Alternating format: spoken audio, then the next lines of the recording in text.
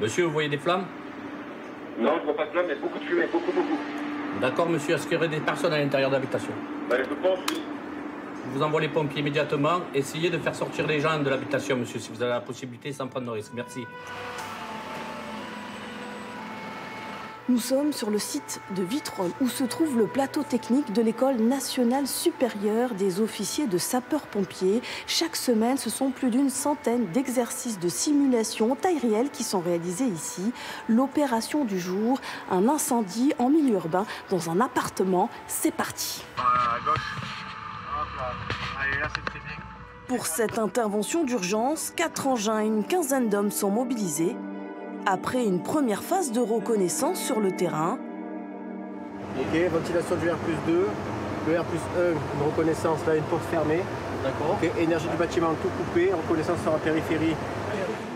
Le chef de groupe, le lieutenant Georges Aymar, en charge d'encadrer l'opération, donne les instructions. Et puis il y avait un monsieur aussi à la fenêtre là-bas. D'accord. Nasser, tu as vu la victime, j'ai pris contact, il n'est pas blessé, il a intoxiqué de la fumée, il faut faire un sauvetage. On y va. Ok, à l'aide de l'échelle. Allez, action. L'intervention colle au plus près de la réalité pour confronter les officiers en formation à prendre des décisions vitales en quelques secondes.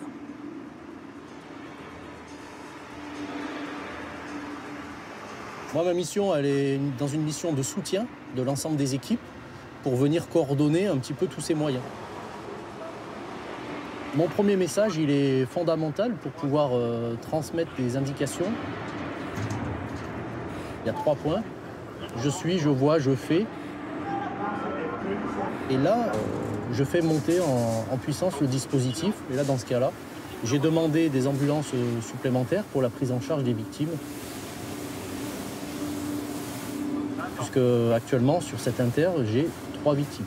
L'opération, qui aura duré une trentaine de minutes, est débriefée.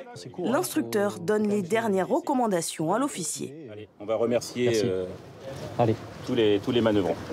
Allez, parfait. Il faut dire à tous vos gars là, de poursuivre comme ça. Je suis vraiment satisfait de cette intervention. Merci beaucoup. On transmettra. Merci. Merci. Le COS, tu prépares ton message de renseignement. Le lieutenant Thibault est formateur au sein de l'École nationale supérieure de sapeurs-pompiers. Depuis 3 ans, il apporte aux officiers en stage son expertise. Donc là, c'était un exercice, une simulation d'un exercice qui pourrait avoir lieu réellement. On essaye de coller au plus à la réalité. Ça marche, puisque là, on arrive à avoir la base d'une vraie intervention.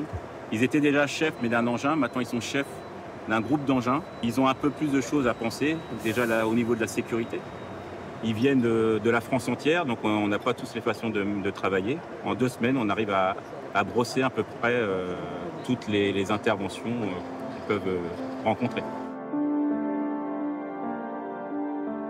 Dans ce grand espace de 24 hectares est recréé l'équivalent de 7 centres de secours, un terrain d'entraînement unique en Europe pour simuler des attentats, des accidents chimiques ou encore des accidents de la circulation.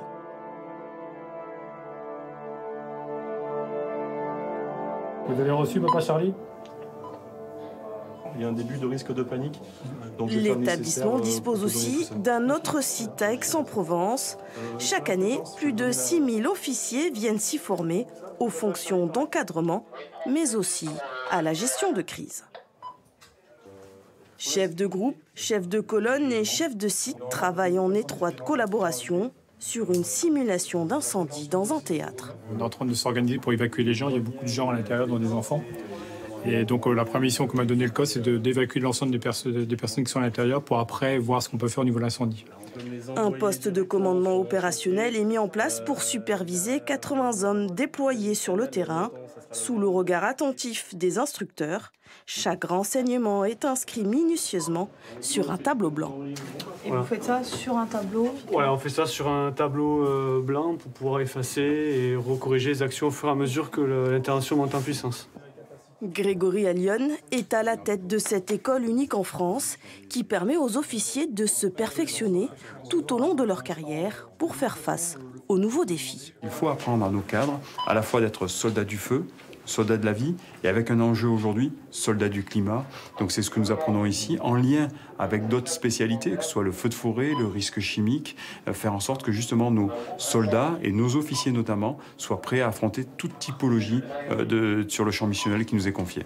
Mais le champ missionnel a évolué, nous sommes de plus en plus des soldats de la vie pour compenser les déserts sanitaires quelque part et faire en sorte d'aller à la détresse de nos concitoyens et les amener au plus proche de l'offre de soins. C'est l'ambulance que tout le monde voit au quotidien, c'est le secours routier, c'est la détresse cardio-respiratoire, c'est cette assistance à la population qui prend 80% de notre activité missionnelle, de notre activité opérationnelle.